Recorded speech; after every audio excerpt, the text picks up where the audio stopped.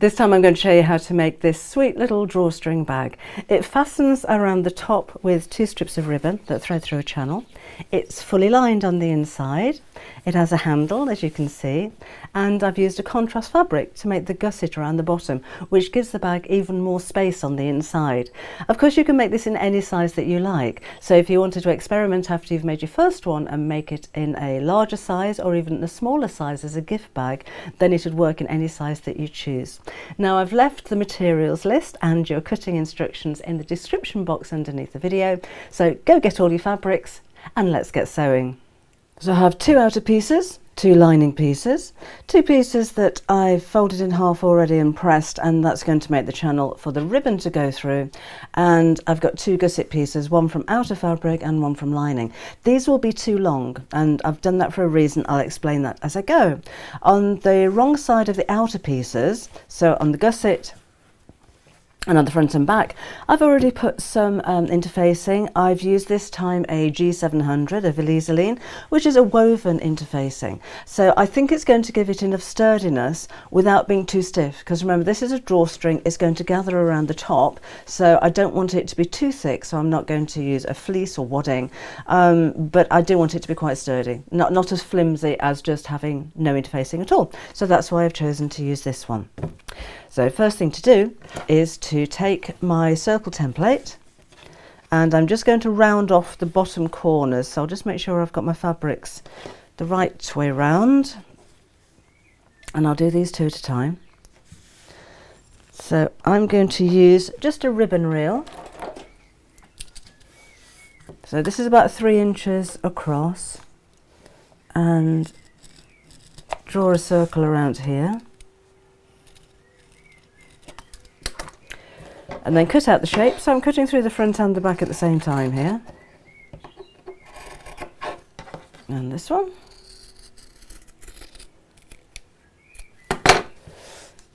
And then do the same with the lining. Now, the reason that gusset is a little bit too long is because depending on the size of the template you have, your circle may not be exactly the same size as my circle. So your base might not be exactly the same shape as my base, and therefore if I cut the gusset to an exact length to fit my bag, it might not fit yours. So the idea is that I've cut it a little bit too long, and then we'll trim it down so you get a perfect fit. Okay, so let's put the channel for the ribbon on first of all. So I've pressed in half. What I needed to do actually was to press the ends under as well and sew. So I'm just going to fold that over by 1/4 inch or thereabouts. It doesn't have to be exact, and sew straight across, and we'll do that on the ends of all of the pieces.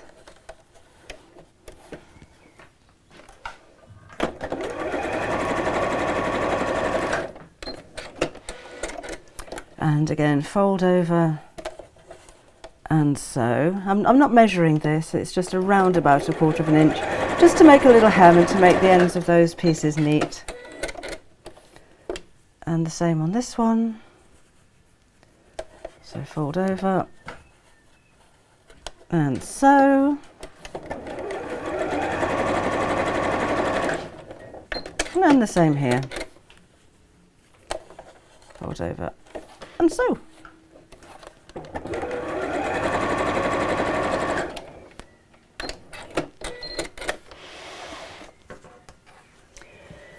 These are then going to be sewn centrally to the top of my bag. So to find the centre, I'm simply going to fold in half and finger crease. And the same with the top of the bag, fold in half, finger crease. And then match up those 2 markings. So they should now be the same distance from each side of the bag. And I will pop a couple of pins in there to keep it in place. And the same with the opposite side.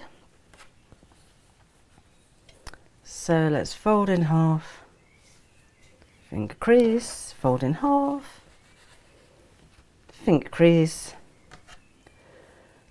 line up the 2 marks, couple of pins. Just move those out of the way, it's looking a little bit messy over there.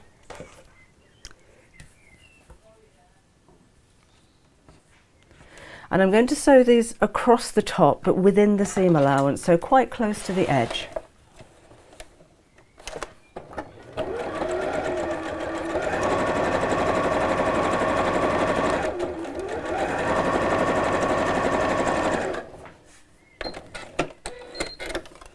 And the same with the second piece. Take your pins out as you sew, we don't want to sew across pins.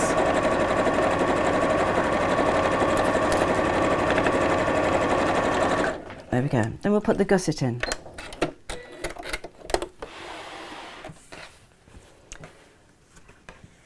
So let's take this long strip. And I'm going to line up the end right sides together. Oh, just to mention actually, with the gusset, I've got a non-directional fabric. So when my gusset goes all the way around like this, it's the same on both sides. You wouldn't know that one was upside down. If you have a directional fabric, it'll be the right side on one side and upside down on the other. So in which case, before you cut the strip, you're going to join together two pieces of fabric. So this would be cut in half, turned around and joined back together again, so that the fabrics are facing the right way in opposite directions. So when they go around the bag like this, you've got them in the same direction.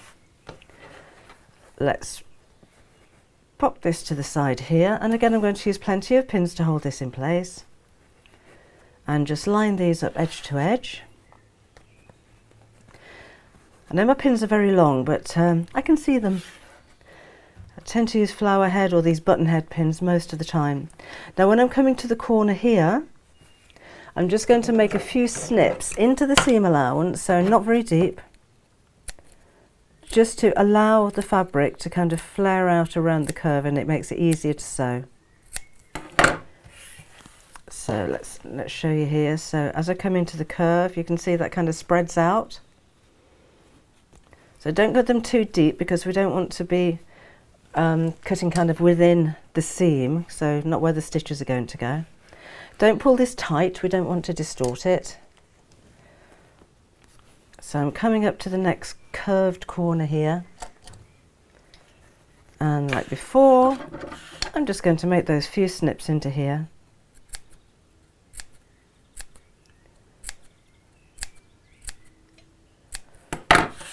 And then carry on pinning. Just make sure that the raw edges are lined up.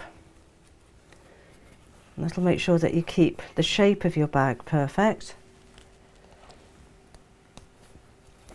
And as you can see coming down to the end, I've been quite generous with the gusset length on here, so you will be chopping off a couple of inches or 5 centimetres or so. Okay, and then we'll sew.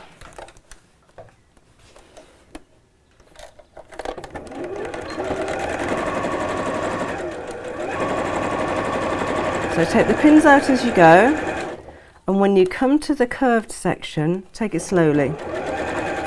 So just coming up to here now, and I'm keeping everything very flat as I go around the curve, and I'm still making sure that the raw edges are lined up, but I'm not wrinkling the gusset. Nothing worse than a wrinkly gusset. Okay, coming up to the second curve here, so I'm going to slow down, because this ultimately forms the shape of the base of your bag, so you want that curve to be nice and smooth. That's it, and then back down the home run.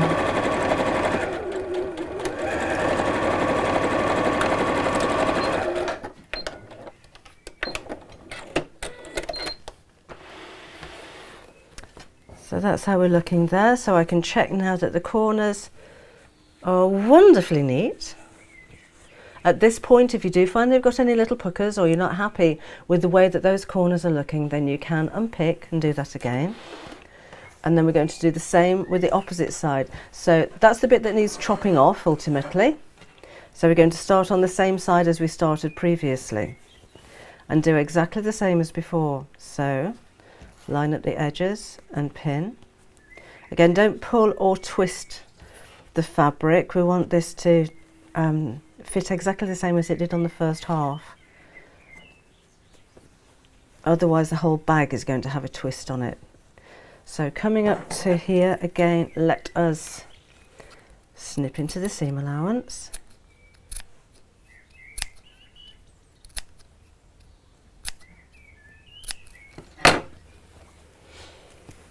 And as many pins as you think you need. It may seem time consuming, and if you've seen any of my previous videos, you'll see that I don't always pin if I don't deem it necessary. This time I do.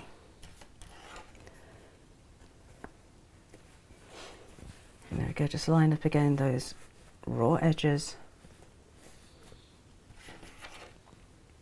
and pin across the base, coming up to the second curve. So again, we're going to snip into that gusset area. Whoops, come here.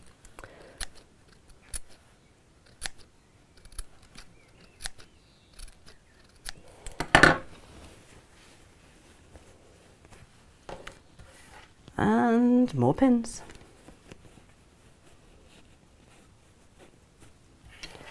Plenty around here. This is where we want to keep the area where you're stitching flat, and it can occasionally kind of pucker up. That's where the snipping into the seam allowance helps a little as well. So as we're coming back down to the end, the two ends here should actually meet or be on the same wavelength as the gusset. But we will sew this in before we cut that off, just to make sure that we're okay. And then we'll sew all the way around the side, again removing pins as you sew.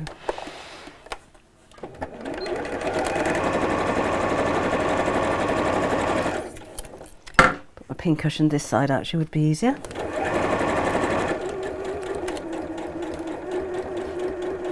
So coming up to that curve again. This is where it could quite easily crease, but as long as you keep the area that you're sewing straight and flat, don't worry about that seeming to pucker up at this time, as long as that doesn't get caught underneath the needle.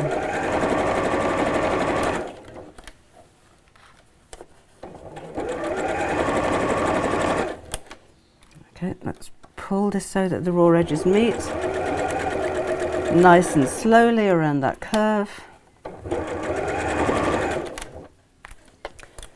And back down to the end.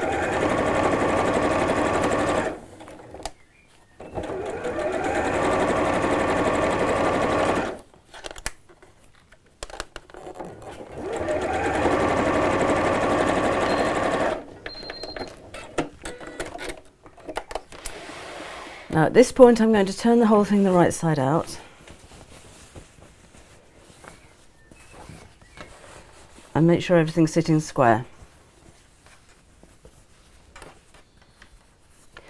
If you don't sew the gusset in perfectly square between the two pieces, it can twist.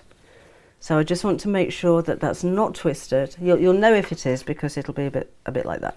But that looks absolutely fine. So now I can just take off the excess fabric from the end here, and then we need to do exactly the same with the lining pieces and the lining gusset. So just like before, lots of pins all the way around. Pay just as much attention to the lining as you did to the outer. So plenty of pins, and when you come up to that curve, like before, we'll snip into the seam allowance. Now this time when we're sewing it together, so we're going to do this in exactly the same way as we just have done with the outer bag, but this time we're going to leave a turning gap, and I'm going to leave it in one of the sides, just here. Next for the handle. So I'm going to take my fabric and fold in half and press. If you've seen Any bag videos of mine before, you'll have seen this 100 times, but find it the easiest way to make a bag strap or a handle. So I'm folding the long sides to the centre and then to the centre again and press. If your fabric wants to fight back a little bit, if you have a fabric that doesn't crease quite so easily, then you can use a little bit of spray starch or best press. And actually I haven't put interfacing on the back of this. I didn't think it needed it, but a little bit of spray starch would make that firmer if you wanted a firmer handle. And okay, so like so, and then to the centre again, or fold in half again and press. So I actually have 4 thicknesses of fabric, which is why I didn't think the interfacing was necessary on it. Right, now let's pop this onto the sewing machine, and I'm just going to stitch along both sides. And I'm using a lovely contrast of thread in this one. It's bright pink, which matches the lining. If you're not so confident in sewing straight, then use a neutral colour that doesn't quite stand out so much. But I think the top stitching could be quite a feature on a little bag like this.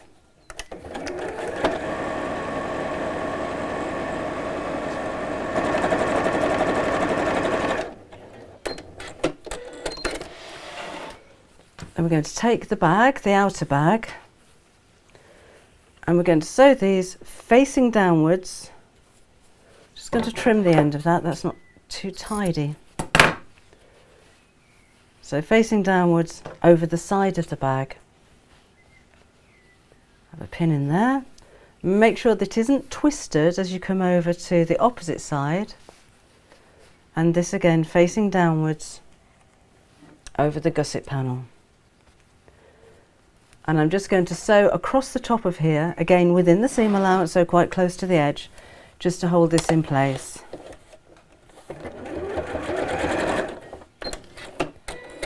And the same with the opposite side.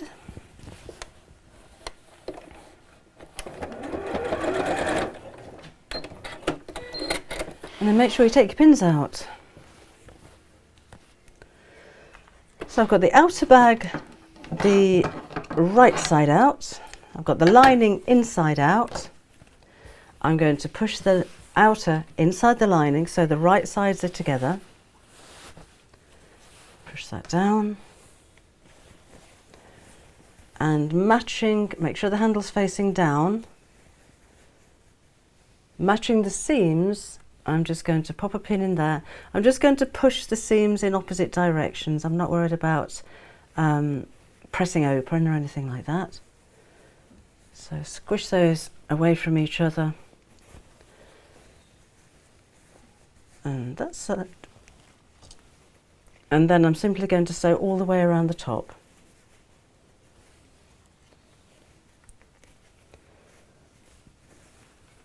So all the way around the top like that. If you have a free arm on your sewing machine, then this may be a good time to use it. So take the accessory compartment off, and then you can slip the bag over the sewing machine bed and sew.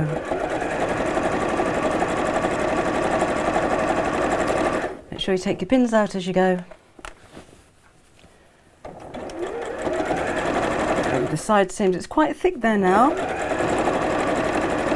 If you do sew with very thick fabrics, it may be worth investing in some denim needles. Those are stronger needles, they're not thicker, they're just stronger, and they're not necessarily just for denim. But I think, you know, it's thick, but it's not too thick. Pin out. And we're back to the beginning.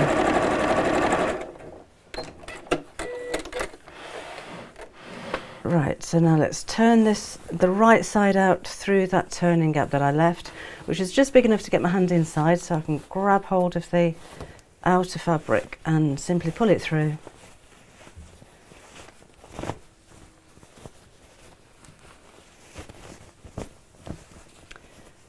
And then need to sew the opening closed. So if you pull the ends of the hole away from each other, the edges of the fabric tend to fold in. And then I'm just going to machine sew straight across that gap. If you wanted that to be invisible, then you could hand sew it with a ladder stitch or a slip stitch, but it's in the side of the bag, it's not going to be too visible. Oops, that didn't snip. There we go. Then we'll trim off that thread and push the lining inside the bag.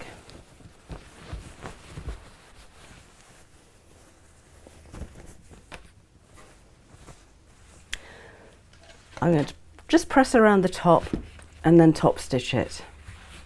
So a tailor's ham or one of those sleeve pads would be good to put inside here now.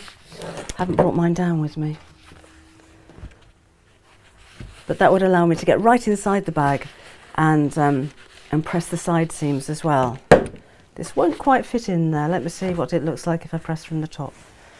So let's push that out. That's fine.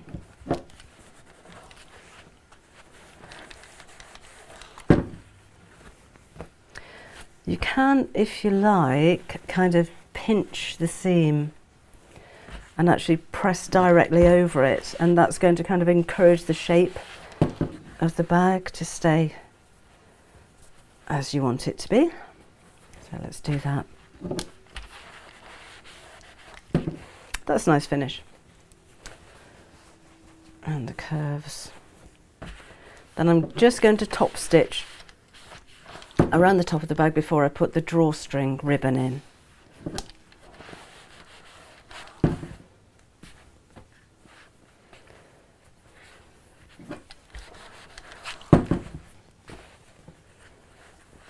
That's it. Right, just unplug my iron before I forget it. So make sure the lining is tucked nicely inside. I've got a few spray. I don't know where these spare threads come from. So I'm going to slip this over the bed of my sewing machine again, and then literally just sew all the way around the top.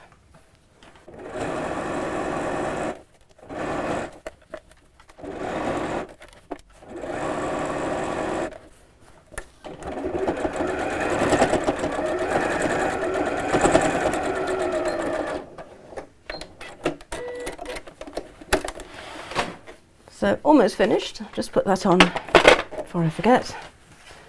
So the final thing to do is to put the drawstring ribbon through. So this needs to be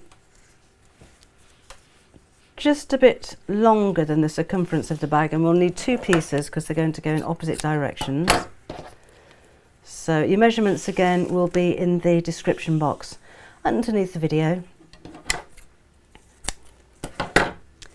We'll need a safety pin, and we're literally going to thread these in opposite directions through the channel.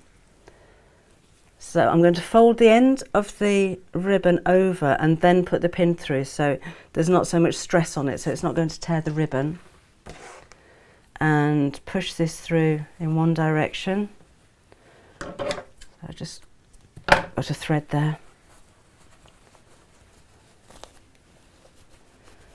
So just keep feeding this through. If you've got a bodkin, that would work just as well. On the inside of the straps and back through this side.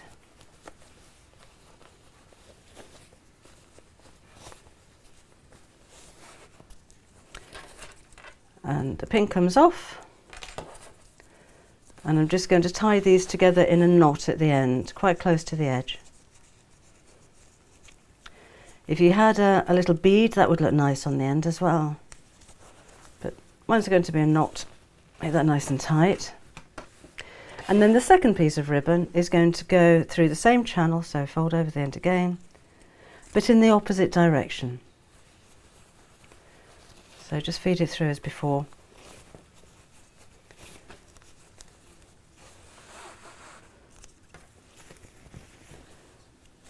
Back in this side. Make sure you're going inside the handle, not around the outside of it.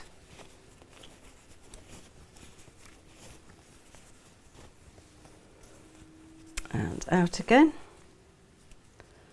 Take this off and tie in a knot.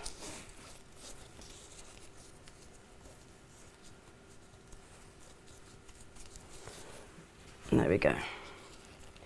If you have a ribbon that frays like this, you can cut at an angle. You can finish it with pinking shears, or with some ribbons, if it's a polyester, you could actually burn the edges of it, but be very careful when you do that, of course, but that'll help to stop the fraying as well. So there's my bag. Lots of room on the inside, and then we can draw the drawstring up to close it. And you've got a really sweet little pouch there.